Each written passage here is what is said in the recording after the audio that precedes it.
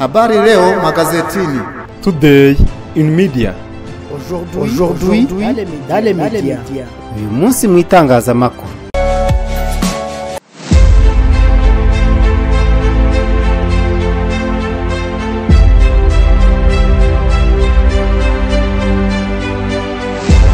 Ndabasuje kandi mbifurije ibihe byiza nshuti bakunzi ba Primo Media Rwanda. Turi itariki 16 z'ukwezi kwa munani mu 2022.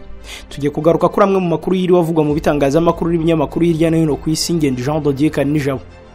Abarimo babaye ministri barashaka kwigaragambya bamagana ingabo z'u Rwanda. Hari aborozi bari kwanga kujyana amata ku makusanyirizo mu Rwanda. Kubera iki? Nabyo turabigarukaho muri aya makuru. Hari umwarimu mu Rwanda kandi uri gushakishwa ukekwaho gusambanya umwana w'imyaka 13 agahita atoroka. Igiteranyo cy'amajwi y'abiyamamarizaga kuyobora Kenya kirenga 100%. Ibi rero biri mu byatumye Raila Odinga yanga kwemera ibyavuye mu matora. Turaza no kureba muri Kongo ingabo za Kongo zongeye kubura imirwano zihanganye mu n'umutwe wa M23.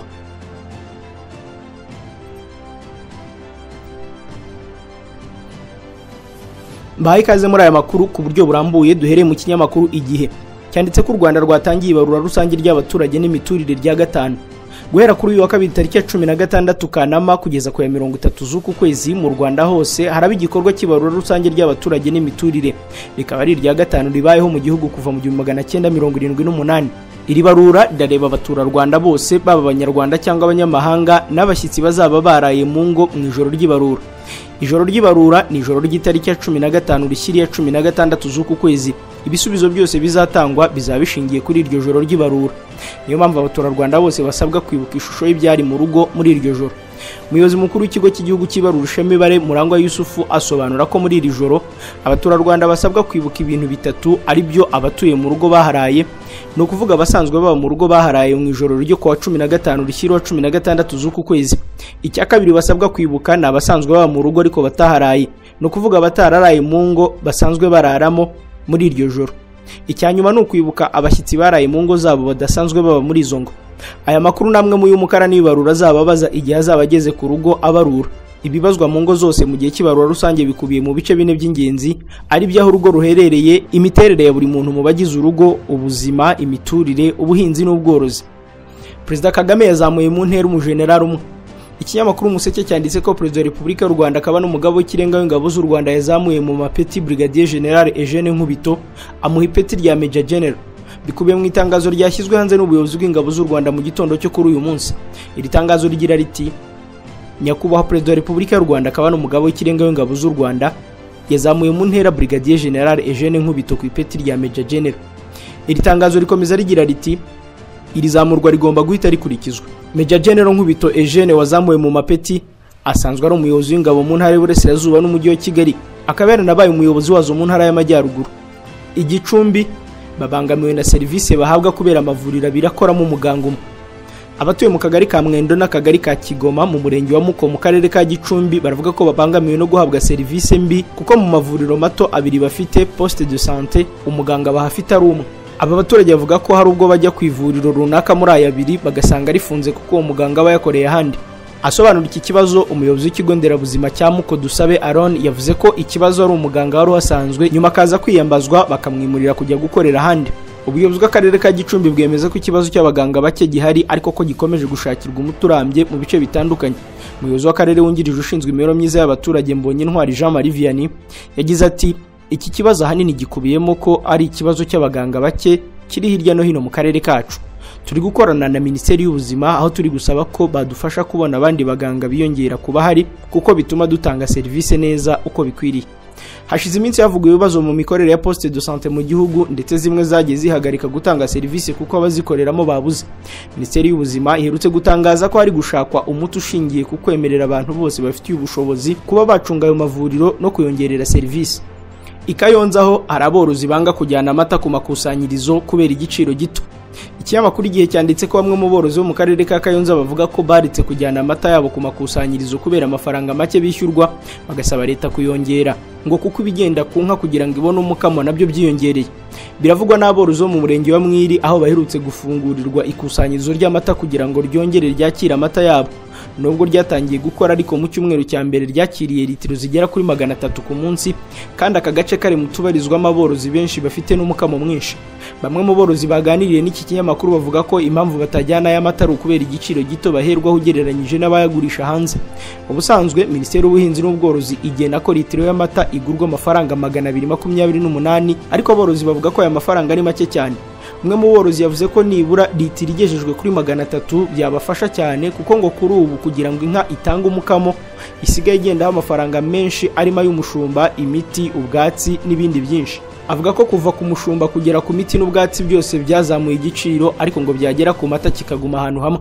Perezida wa koperative ikusanya amata muri Kageyo, Gumisiriza Charles, avuga ko ubusanzwe igiciro cya litiro ari amafaranga 228 ariko kuri ubu bakaba barabonye rwiyemezamirimo ubahera kuri 250. Yavuze ko ahubwo bishimira kuba barabonye umuntu ubahera ku giciro cyiza agasaba imbaraga mu kurwanya abamami.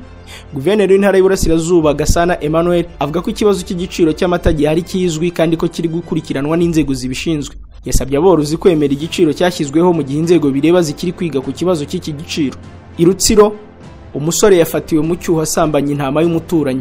Ni inkuru yagarutswe n'ibinyamakuru bitandukanye byano mu Rwanda ariko tuyirebe mu kinyamakuru Rwanda Tribune cyanditse ko umusore w'imyaka 17 wo mu karere ka Rutsiro yatawe muri yombi nyuma yo gufatirwa mu cyuho harimo asambanya intama y'umuturanyi aho yari iziritse mu gisambu. Byabereye mu murenge wa Rusebe ya mu kagari ka Remera mu mudugudu wa Shyembe. Ubuyobozi bwemeje ko uyu musore nyuma yo gufatwa yemereye ubuyobozi bw'akagari ka Remera ko yayisambanyije. Umunyamabanga nshingwabikorwa w'akagari ka Remera Yadufashije Claudine yemeje aya makuru avuga ko uyu musore yemereye ko yasambanyije intama agahita ashyikirizwa ubugenzacyaha. Mu gitabo giteganya ibyaha n'ibihano mu Rwanda gusambanya itungo bihanishwa ingingo y'186 yo mu gitabo cy'amategeko hana y'u Rwanda. Uwabikoze iyo bihamijwe n'urukiko ahanishwa igifungo kitari munsi y'amezi 2 ariko kitageze ku mezi 6 n'ihazabu y'amafaranga y'u Rwanda atari munsi y'300 ariko atarenze 500 cyangwa kimwe gusa muri ibyo bihano. Rutsiro kandi hari umwarimu uri gushakishwa nyuma yo gukekwaho gusambanya umwana.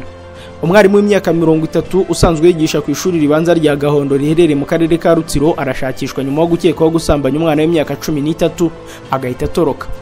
Uyu mwana bivugwa ko yasambanyijwe tariki ya 13 z'uku kwezi mu masaa 7 z'amanywa. Umuyobozi w'akarere ka Rutsiro Murekatete Trefoze yemeza aya makuru akavuga ko uyu mwarimu arimo gushakishwa ku bufatanye n'inzego zose. Ati uyu mwarimu akimara kumenya ko amakuru yatanzwe kuri RIB yahise atoroka ariko turimo kumushakisha kugira ngo aryozwe icyaha cyekwaho. Ababyeyi b'umwana batanze ikirego kuri RIB station ya Kivumu, umwana nawe akaba yarajyanywe ku bitaro bya Murunda kwitabwaho. Akomeza asaba abarimu kurangwa n'indangagaciro na kirazira no kuba abarezi beza bazirikana ko barerera igihugu cyababyaye ntibonona bo barera. Mu ntara y'Iburengerazuba muri uyu mwaka hakomeje kugaragara abarimu bakekwaho gusambanya abana bashinzwe kurera. Mu cyumweru gishize mu karere ka Nyamasheke umwarimu wigisha isomo ry'ubutabire mu rwunge rw'amashuri rwa Gihinga yatawe muri yombi akurikiranyweho icyaha cyo gusambanya umwana w'imyaka 16 yigishaga.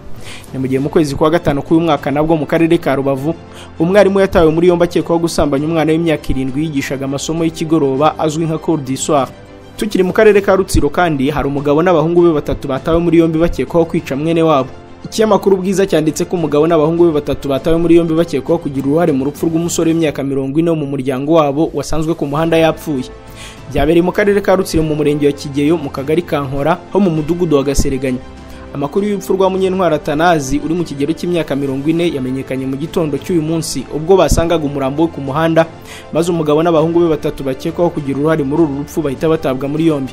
Umunyamabanga nshingwabikorwa w'umusigire w'umurenge wa Kigeyo Nikuze Aime yemeje aya makuru avuga ko bafunzwe mu gihe iperereza rigikomeje ngo hamenyekane icyaba kishe nyakwigendera. Yakomeje avuga ko uyu musaza ufunzwe akaba se wabo wa nyakwigendera yigeze gukorerwa urugomo agaterwa amabuye akanakubitwa maze bakarega uyu nyakwigendera muri RIB yaburi ibimenyetso ikamurekura akitahira. Kuri ubu abakozi b'urwego rw'ubugenzacyaha bageze ahabereye iki cyaha bafata ibimenyetso bari kwifashisha mu bijyanye n'iperereza. Tuvuye mu Rwanda muri Kenya umuyobozi ushinzwe amatora yishwe. Polisi yo muri Kenya yemeje ko umukozi wa komisiyo y'amatora waherukaga kuburirwa irengero Daniel Musyoka yasanzwe mu ishyamba yapfuye. Inzego zishinzwe umutekano muri Kenya zimaze iminsi zishakisha uyu mukozi wari waburiwe irengero kuwa 4 tariki ya 11 z'uku kwezi. Yarakuriye amatora muri Embakasi East. Musyoka ngo yavuye iwahagana saa 3 za mu gitondo aherekejwe n'umurinzi we nk'ibisanzwe ajya ku biro by'itora muri East African School of Aviation. Umuyobozi wa komisiyo y'amatora muri Kenya Wafula Chebukati nawe yaje gutangaza ati uwo muyobozi yaje kujya ku ruhande gato ahagana saa 3:45 ngo avugire kuri telefone. ariko ntiyongeye kugaruka ku biro by'itora. Umuryango w'uyu mugabo na komisiyo y'amatora bavuga ko bari mu gihirahiro kubera ibura rya Musyoka wari ufite imyaka 53. Polisi rero yemeje ko yabonye umurambo, byaje kwemezwa ko ari uwa Daniel Musyoka. Kugeza ubu ntabwo abagize uruhare mu rupfu rw'uyu muyobozi baramenyekana. Abonetse mu gihe ibyavuye mu matora byamaze gutangazwa, aho William Ruto ari we perezida watowe atsinze Raila Odinga wamukurikiye mu majwi. Reka tuve mu kinyamakuru The Nation dukomereze kuri televiziyo ya NTV. Igiteranyo cy'amajwi y'abiyamamarizaga kuyobora Kenya kirenga 100%. Raila Odinga yanze kwemera ibyavuye mu matora. Bamwe mu bagize komisiyo yigenga y'amatora bagaragaje ko igiteranyo cy'amajwi y'abakandida bane biyamamarizaga uwo mwanya wo kuyobora igihugu kirenga 100%, aricyo cyatumye batumvikana n'umuyobozi wabo Wafula Chebukati. Mu masaha y'igicamunsi cy'ejo nibwo yari itegerejwe ngo itangaze ibyavuye mu matora y'umukuru w'igihugu yabaye tariki ya 9, ariko mbere y'uko iki gikorwa kibaho abagize iyi komisiyo bananiwe kumvikana, biteza imvururu mu cyumba byabereyemo mu gace ka Bomas. Umuyobozi wungirije wa komisiyo y'amatora muri Kenya, Juliana Cherera, uri mubanze ko aya majwi atangazwa ariko bikaba iby'ubusa, yasobanuye ko impamvu yatumye bananirwa kumvikana ari uko igiteranyo cy'aya majwi y'abakandida bane, William Ruto, Raila Odinga, George Wajakoya na Wayihiga David, kirengaho 0.01%, ijanisha yemeza ko rirenga amajwi 100,000. Mu kiganiro itangazamakuru uyu munsi yabisobanuye agira ati igiteranyo cy'ijanisha ry'umusaruro w'abakandida bane urenga 100%. 0.01% kangana n'amajwi 142,000, niko kateje ubwumvikane buke mu majwi ya nyuma ya perezida. Ibyavuye mu matora biri ku rubuga rw'iyi komisiyo bigaragaza ko Odinga yagize amajwi 48.85%, Ruto agira 50.49%, Wayihiga David agira 0.23%, naho Wajakoya agira 0.44%. Igiteranyo cy'aya majwi koko ni 100.01%, bisobanuye ko kirenze umubare w'amajwi y'abatoye yamaze kubarwa. Uyu muyobozi wungirije wa komisiyo y'igihugu y'amatora rero avuga ko ibyakozwe n'umukuriye wa Fula bihabanye n'itegeko nshinga, kuko yatangaje ibyavuye mu matora bifite inenge. Nkuko yari yabiteguje abanyakenya bicishije kuri Dennis Onsaligo umuhagararira mu itangazamakuru, Raila Odinga uyu munsi yagize icyo avuga ku byavuye mu matora. Odinga yatangaje ko atemera ibyayavuyemo, ashinja umuyobozi wa komisiyo y'amatora wa Fula amakosa, abona ko ngo yashoboraga no guteza imvururu mu gihugu. Ati ejo demokarasi yacu yari ihagaze neza, yasubiye inyuma, bituma Kenya ihura n'imbogamizi mu rwego rw'amategeko na politike kubera ibyakozwe na Wafula Chebukati. Twanze twivuye inyuma ibyavuye mu matora. Odinga yavuze ko kubera iyi mpamvu abona ibyatangajwe na Chebukati nta gaciro bifite, bityo atemera ko William Ruto yatsinze aya matora bari bahatanyemo mu buryo bukomeye. Kutemeranya hagati y'abagize komisiyo y'amatora ndetse no kutemera ibyavuye mu matora kwa Odinga kurerekana ko bishoboka ko hakitabazwa urukiko kugira ngo rutange umurongo kuri iki kibazo. Tuve muri Kenya tunyarukire muri Centrafrica. Abarimo uwabaye minisitiri barashaka kwigaragambya bamagana ingabo z'u Rwanda. Abanyapolitike baba n'abakomoka muri Repubulika ya Centrafrica batavuga rumwe n'ubutegetsi bwa President Faustin Archange Touadera ndetse n'abagize imiryango itandukanye barashaka kwigaragambya bamagana ingabo z'u Rwanda ziri muri iki gihugu, bagasaba ko zataha. Ikinyamakuru Jeune Afrique cyatangaje ko abashaka kwigaragambya barimo Crepin Mboligumba ushyigikiye François Bozize wayoboye iki gihugu, Gisèle Bedan wabaye minisitiri w'uburezi kuva mu 2014 kugeza 2015, ndetse nabo mu ihuriro ry'imiryango iharanira iyubahirizwa ry'itegeko nshinga ryo ku itariki ya 30 z'ukwa 3 2016. Barateganya kwigaragambiriza muri Centrafrica no kuri ambasade y'u Rwanda mu Bufaransa, aho umuyobozi w'iri huriro atuye. Barashinja ingabo z'u Rwanda umugambi wo gufasha President Faustin Archange Touadera mu rwego rw'umutekano agahinduza itegeko nshinga ku buryo byamufasha kwiyamamariza kuyobora manda ya gatatu. Abo banyapolitike kandi ngo barateganya kwifashisha umuturanyi wa Centrafrica ariwe Repubulika ya Demokarasi ya Kongo ibanye nabi n'u Rwanda muri iki gihe kugira ngo ayitere inkunga muri iyi myigaragambyo yaba ya politike n'iy'amafaranga. Umwe mu bakorera mu biro bya Perezida wa Centrafrica yabwiye iki kinyamakuru ko abafite umugambi wo kwamagana ingabo z'u Rwanda ari abashyigikiye ihuriro ry'imitwe yitwaje intwaro ryashakaga guhirika ubutegetsi, ariko ingabo z'u Rwanda zikabuburizamo mu mpera za 2020 ubwo zajyaga kurinda umutekano w'amatora y'umukuru w'igihugu n'abadepite. Minisitiri w'Ububanyi n'Amahanga n'Ubutwererane w'u Rwanda Dr Vincent Biruta aherutse guhumuriza abateye impungenge n'izi ngabo ko igihugu kidashobora kwivanga muri politike y'ikindi. Mu kiganiro yagiranye na RFI muri Nyakanga yagize ati u Rwanda ntabwo rushobora kwivanga muri ibi bibazo by'imbere birebana na politike ya Repubulika ya Centrafrica. Ingabo zacu ntabwo zabayo kugira ngo zishyigikire umuntu cyangwa ngo zivange mu bibazo by'imbere bya politike muri Repubulika ya Centrafrica. Ingabo zacu ziganje muri Bangi kandi icyo zishinzwe si ukurinda inzego gusa n'abatuye Bangi na Centrafrica, ahubwo ni no gushyigikira gahunda y'impinduka mu rwego rw'umutekano rwa Repubulika ya Centrafrica. Izi ngabo z'u Rwanda zoherejwe muri Central Africa mu kwa 12 kwa 2020 hashingiwe ku masezerano y'ibihugu byombi. Zasanze izisanzwe ziri mu butumwa bw'amahoro bw'umuryango w'abibumbye zizwi nka MINUSMA. Dusoreza aya makuru muri Repubulika ya Demokarasi ya Kongo, ingabo z'iki gihugu zongeye kubura imirwano zihanganyemo na M23. Mu gitondo cyo kuri uyu wa kabiri muri Repubulika ya Demokarasi ya Kongo, imirwano yongeye kubura hagati y'igisirikare cya leta ndetse n'umutwe wa M23. Iyi mirwano yabereye muri groupement ya Jomba na Bwiza muri teritwari ya Rucuru. Amakuru aravuga ko abaturage batatu bapfiriye muri iyo mirwano, abandi babiri bakomeretswa n'ibisasu byatewe n'inyeshyamba za M23 mu gace ka Rwankuba. Radio Okapi yatangaje ko Lieutenant Colonel Guillaume Njike, umuvugizi wa Operation Sokorade muri Kivu y'Amajyaruguru, yatangaje ko iyi mirwano yatangijwe n'umutwe wa M23. Yagize ati: mu gihe cy'amasaha 3:20 mu gitondo cyo kuri uyu wa kabiri, ibirindiro bitatu byacu biherereye Rwankuba, Rangira na Muhira byatewe n'umutwe wa M23 ndetse nabo bafatanya batesha agaciro imyanzuro yafatiwe mu nama y'abakuru b'ibihugu na za guverinoma bigize umuryango wa Afurika y'Uburasirazuba.